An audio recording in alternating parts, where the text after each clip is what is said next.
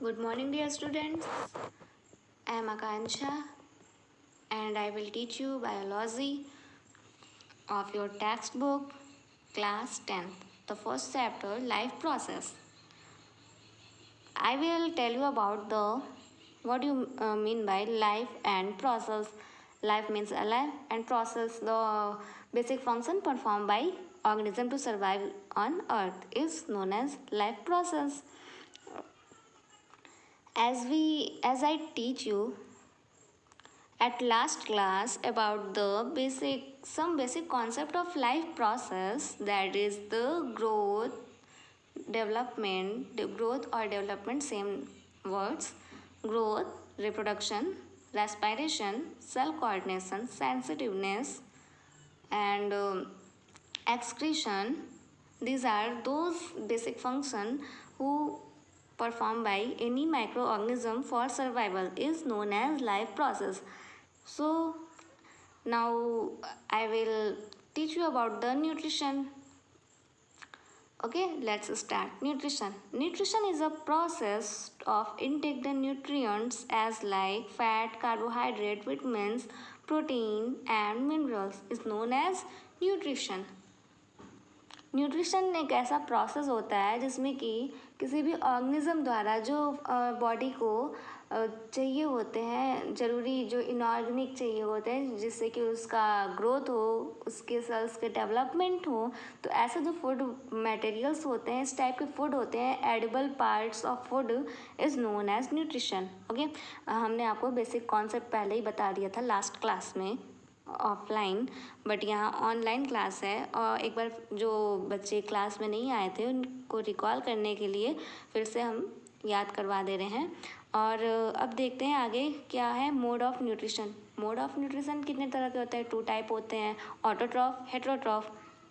Autotroph में क्या होता है कि सिंपल इनऑर्गेनिक फूड मटेरियल को कॉम्प्लेक्स इनऑर्गेनिक फूड मटेरियल में चेंज करते हैं, ऐसे ऑर्गेनिज्म क्या कहलाते हैं? ऑटोट्रॉफ कहलाते हैं. और इसके अपोजिट हेट्रोट्रॉफ में क्या होता है कि ये जो होते हैं ऑटोट्रॉफ वाले, मतलब ऑटोट्रॉफ पे डिपेंडेंट होते हैं, ये हेट्रोट्रॉफ होते हैं. तो हेट्रोट्रॉफ में इसके 3 पार्ट्स हो जाते हैं, जैसे कि सैप्रोफाइटिक हो गया, इसका एग्जांपल हो गया एगैरिकस. सैप्रोफाइटिक दोज ऑर्गेनिज्म होते हैं जो कि डेड एंड रॉटन मटेरियल पे डिपेंडेंट होते हैं, वहाँ से वो न्यूट्रिशन इनटेक करते हैं. ऐसे ऑर्गेनिज्म क्या कहलाते हैं? सैप्रोफाइटिक कहलाते हैं. पैरासिटिक होते हैं जो कि दूसरे अदर ऑर्गेनिज्म से अपना न्यूट्रिशन लेते हैं. जो ऑर्गेनिज्म अलाइव रहते हैं उनको बिना मारे हुए ये अपना न्यूट्रिशन लेते हैं. सबसे अच्छा इसका एग्जांपल है प्लाज्मोडियम. क्या है प्लाज्मोडियम? प्लाज्मोडियम से क्या कॉज होता है, कोई बता सकता है? चलिए हम बता देते हैं. प्लाज्मोडियम से मलेरिया कॉज होता है. प्लाज्मोडियम क्या होता है कि ये प्लाज्मोडियम हमारे बॉडी में आके ये हमारा ब्लड जो न्यूट्रिशन होता है उन सबको इनटेक कर लेता है और ये हमको धीरे धीरे वीक बना देता है. ओके, ये अपने होस्ट को क्या करता है? वीक बना देता है, लेकिन ये मारता नहीं है, ये अपने होस्ट को वीक कर देता है. तो ये प्लाज्मोडियम एक तरह का पैरासाइट है. और एक है ई कोलाई, इसर्चिया कोलाई, ये एक बैक्टीरिया है. ये बैक्टीरिया क्या करता है? हमारे स्मॉल इंटेस्टाइन में रहता है और हमको जो विटामिन्स हो गए उन सब विटामिन्स को ये डाइजेस्ट करने में हेल्प करता है. और भी हमारे प्रोटीन्स हो गए, इन सब को, मतलब जो फूड बचे रह गए उन सबको डाइजेस्ट कर रहा है और हमारे बॉडी के जो फंक्शनली मतलब स्मॉल इंटेस्टाइन को क्या करता है? हेल्दी रखता है.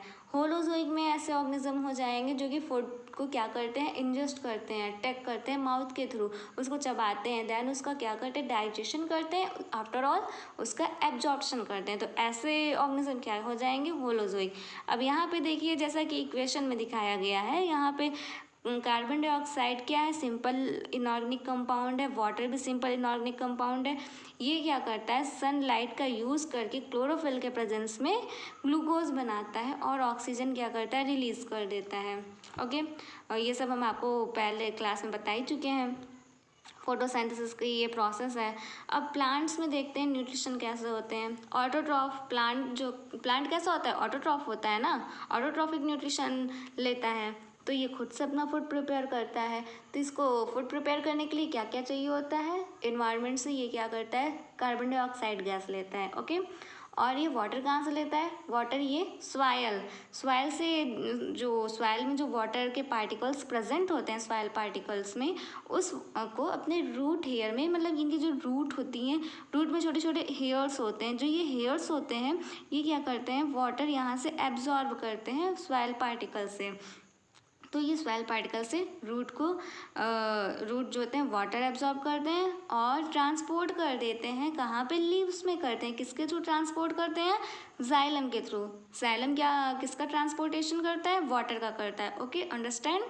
सो और CO2 कहाँ से लेता है? ये CO2 लेता है बाहर के इन्वायरमेंट से लेता है, अपर इन्वायरमेंट से, और वाटर लोअर इन्वायरमेंट से लेता है। और बीच में एयर सैग भी प्रेजेंट होता है, तो यहाँ से ये एयर भी लेता है, ऑक्सीजन भी लेते हैं। ओके, तो इस तरह से क्लोरोफिल के प्रेजेंस में सनलाइट का यूज़ करके ये क्या करते हैं? अपना फूड बनाते हैं। फूड में ये चीज़ें चाहिए होती हैं। क्या है? ये सब रॉ मटेरियल है। CO2 and H2O raw material है। अब होता क्या है एक्चुअली, हमारी जो बॉडी होती है, हमारे बॉडी में जो फूड होता है, हम जो न्यूट्रिशन लेते हैं उसका तो यूज़ हो जाता है, लेकिन जनरली क्या होता है, कुछ लोग ऐसे भी होते हैं कि वो फूड मतलब खाना खा करके वो उसका यूज़ नहीं करते हैं। तो वो क्या होता है, वो उनके फैट के रूप में वो स्टोर होने लगता है। तभी आप देखते होंगे कि कुछ लोग जो होते हैं, मतलब जो हलवाई होते हैं, वो अक्सर बैठे रहते हैं ना, मतलब काम तो करते हैं लेकिन बैठ के काम करते हैं। तो जिससे क्या होता है कि उनका जो फैट होता है वो उनके पेट में स्टोर हो जाता है। और मैन का जो फैट होता है वो पेट में, मतलब कि तोन के रूप में होता है, और जो वुमेन का फैट होता है वो बैक साइड में होता है प्लस थाई में स्टोर होता है। ओके, ये तो ह्यूमन की बात थी, लेकिन यहाँ पे हम प्लांट्स पढ़ रहे हैं। तो प्लांट्स में फिर देखते हैं कि कैसे इसमें ये क्या होता है, फोटोसिंथेसिस कैसा होता है। फोटोसिंथेसिस की जो साइट होती है वो क्लोरोप्लास्ट होती है। होता क्या है कि जो ये लीव्स होती है, लीव्स की जो अपर लेयर होती है वो क्यूटिकल कहलाती है। क्या कहलाती है? क्यूटिकल कहलाती है। और क्यूटिकल के नीचे जो होता है सेल वॉल होता है। ओके, प्लांट का जो प्लांट की कैरेक्टरिस्टिक है, मेन फीचर जो होता है वो सेल वॉल होता है। तो इसमें सेल वॉल प्रेजेंट होता है। देन इसके नीचे एपिडर्मिस की 1 या 2 लेयर होती है। उसके बाद एक सिलेंड्रिकल शेप का एक सेल होता है, वो क्या होता है? पैलिसाड लेयर उसको कहते हैं। ओके, इसको मेसोफिल भी कह सकते हैं। तो ये पैलिसाड लेयर जो होता है, ये इसके बीच में क्लोरोप्लास्ट प्रेजेंट होता है। इसी क्लोरोप्लास्ट में क्या होता है? फूड इनका बनता है। और इसके बाद कुछ ऐसे सेल्स होते हैं। देन इसमें क्या होता है? गॉर्ड सेल आता है। गॉर्ड सेल जो होते हैं, इनसे स्टोमेटा, यही नीचे क्या होता है? स्टोमेटा प्रेजेंट होता है। तो फोटोसिंथेसिस के टाइम क्या होता है? ये स्टोमेटा 2 पार्ट में डिवाइड हो जाते हैं, जिसको कि हम टाइप ऑफ स्टोमेटा कहते हैं। फर्स्टली टाइप क्या होता है? Close type stomata. और सेकंड क्या होता है? Open type. Okay, open type कब होता है? जब इसमें फोटोसिंथेसिस होती है, तो ये स्टोमेटा क्या करते हैं? वाटर को लिए रहते हैं, प्लस ये गैसों का एक्सचेंज करते हैं फोटोसिंथेसिस के थ्रू। तो in the presence of water क्या होता है कि इनकी ये जो सेल्स होती हैं, ये सेल्स जो होती हैं स्वेल कर जाती हैं, तो ये ओपन होती हैं at a day time. But at a night time क्या होता है कि फोटोसिंथेसिस होती नहीं है, और जो एक्स्ट्रा वाटर होता है वो इन्वायरमेंट में ये दे देते हैं, तो वाटर अब इनके अंदर नहीं होता है, तो ये क्या कर जाते हैं? श्रिंक कर जाते हैं। तो इसको क्या कहते हैं? Close type stomata. ओके, ये किनारे किनारे गॉर्ड सेल होते हैं, और ये जो होते हैं पोर्स जो होते हैं, ये क्लोरोप्लास्ट होते हैं। तो ये जो प्लांट्स होते हैं, ये स्टोमेटा के ही हेल्प से ये गैसों का एक्सचेंज करते हैं, और जो वाटर इनको बचाना होता है वो स्टोमेटा को क्लोज करके ये वाटर अपना बचा लेते हैं। सो अब यहाँ पे इसके आगे देखते हैं कि कुछ ऐसे भी प्लांट्स होते हैं जो कि दूसरे पे डिपेंडेंट होते हैं। तो ऐसे प्लांट्स को क्या कहते हैं? Insectivorous plant.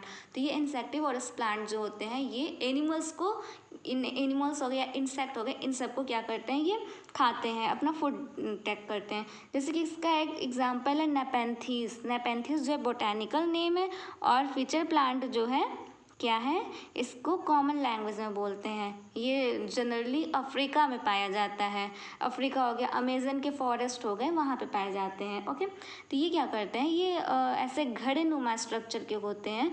जब इनके जो ऊपर होता है, मतलब कि इनके ऊपर साइड में कुछ ऐसे जेल लिक्विड की तरह खूब लगा होता है। तो जब इंसेक्ट इनकी ओर इस लिक्विड पे अट्रैक्ट होते हैं तो ये क्या करते हैं, इंसेक्ट को, जैसे इंसेक्ट आते हैं वैसे ये एकदम क्लोज हो जाते हैं। इनके जो हेयर्स होते हैं वो एकदम क्लोज हो जाते हैं और ये इंसेक्ट क्या करता है, इस लिक्विड में फिसल करके नीचे आ जाता है।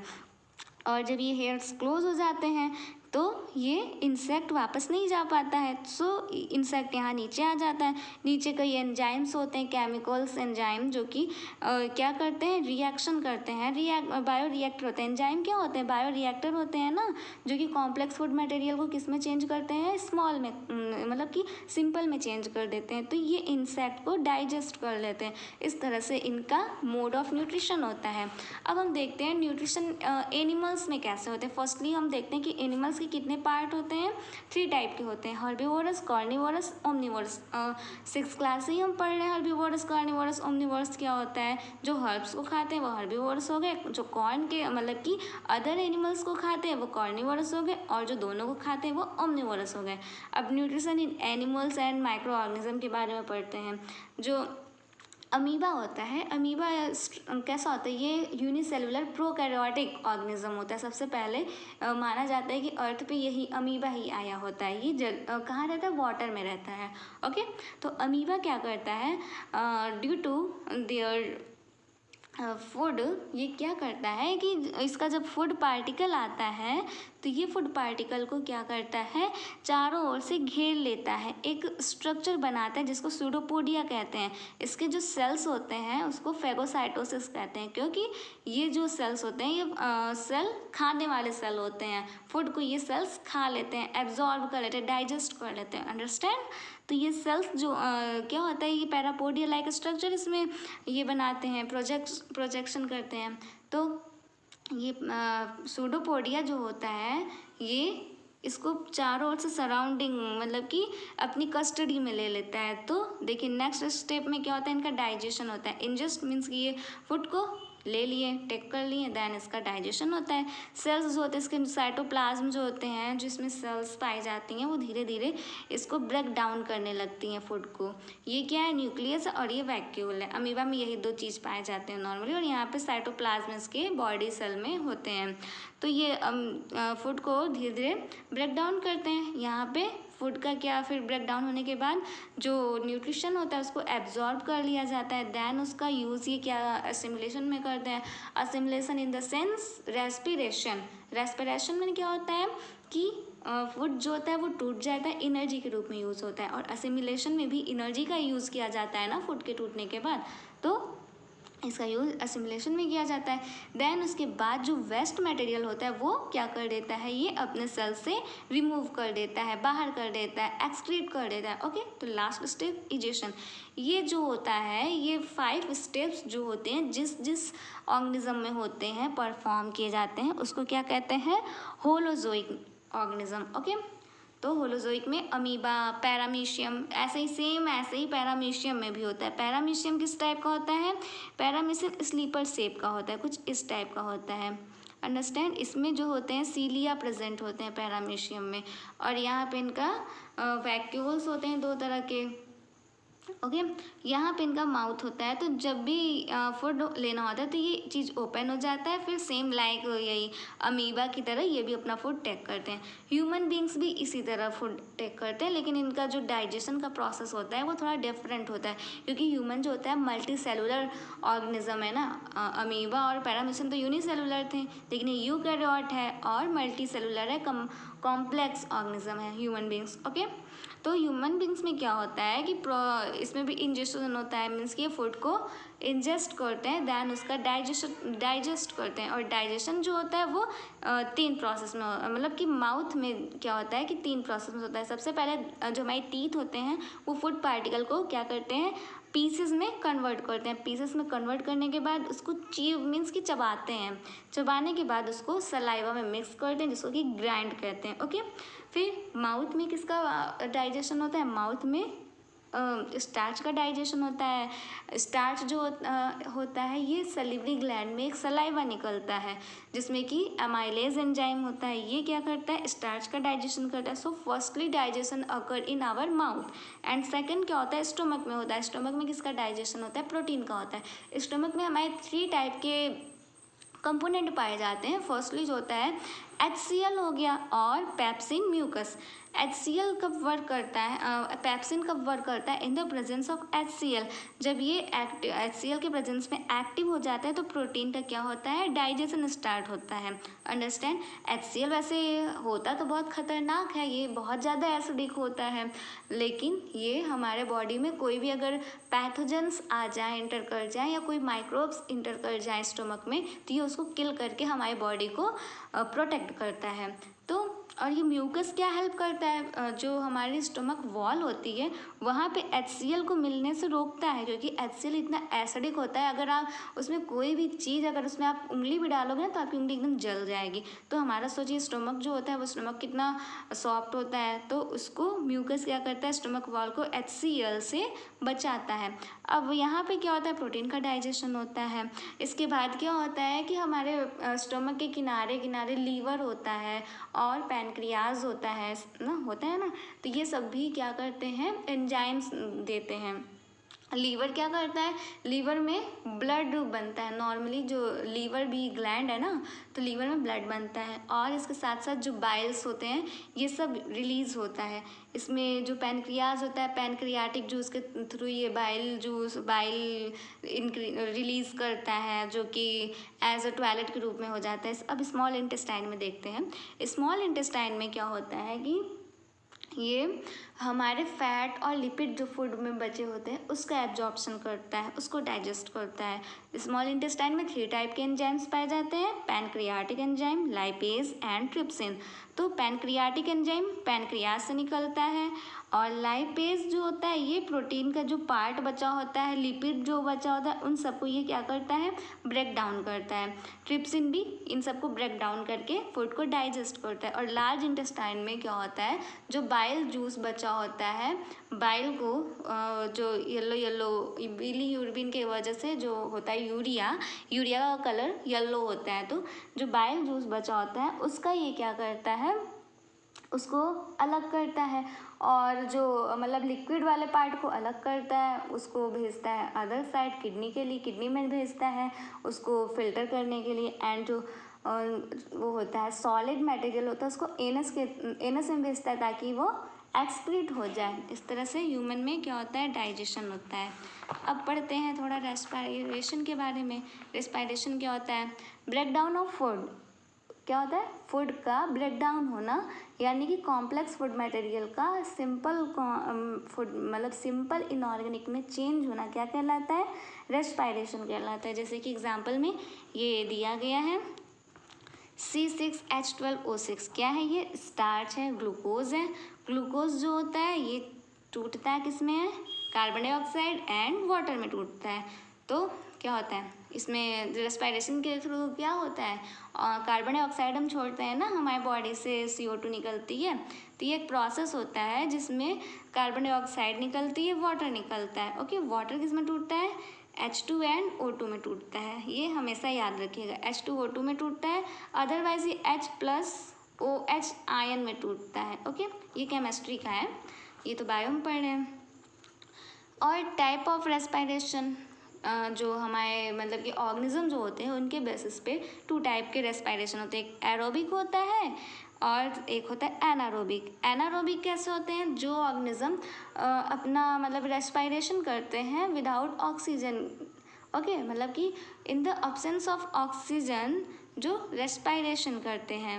Okay, respiration occur in the absence of oxygen is known as anaerobic. Example में जो फर्मेंटेशन होता है, फंजाई क्या करता है, यीस्ट जानते हैं यीस्ट का नाम, यीस्ट जो होता है यीस्ट का यूज़ क्या एनारोबिक रेस्पिरेशन में, ये यीस्ट क्या करता है, एनारोबिक रेस्पिरेशन करता है।